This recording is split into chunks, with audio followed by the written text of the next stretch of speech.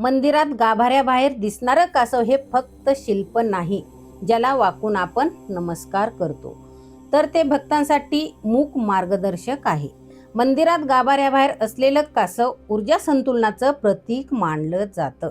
गाभाऱ्यातील देव ऊर्जा देतो, पण त्या ऊर्जेला ग्रहण करण्यासाठी मन, बुद्धी आणि आत्मा यांचं संतुलन साधा आणि मगच देवाच्या चैतन्याशी एकरूप होण्याचा प्रयत्न करा, असा संदेश ते कासव देतं.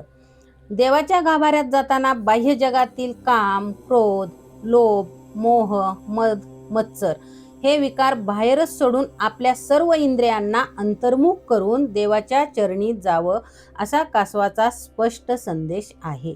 ते जणू निशब्दपणे भक्तांना सांगत असतं, देवाच्या गाभाऱ्यात जाण्यापूर्वी शरीराने नाही तर मनाने पवित्र व्हा आणि अंतर्मनातून देवाकडे जा.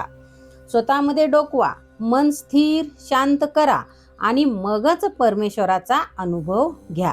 कारण देवाचं दर्शन डोळ्यांनी घेत असलात तरी देवाची अनुभूती स्थिर मनालाच होते.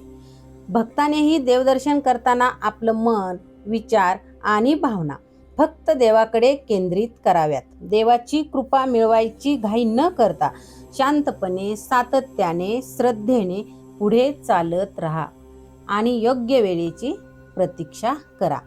मंदिरातील कासव हे शिकवतं की वेगापेक्षा सातत्य अधिक महत्त्वाचं असतं.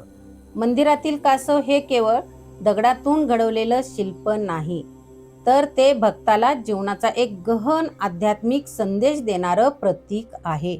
व्हिडिओ आवडला असेल तर लाईक करा. चॅनलवर नवीन असाल तर अशाच नवनवीन आध्यात्मिक, धार्मिक माहिती जाणून घेण्यासाठी चॅनलला लगेच सबस्क्राईब करा आणि ही माहिती इतरांपर्यंतही पोहोचवा. धन्यवाद.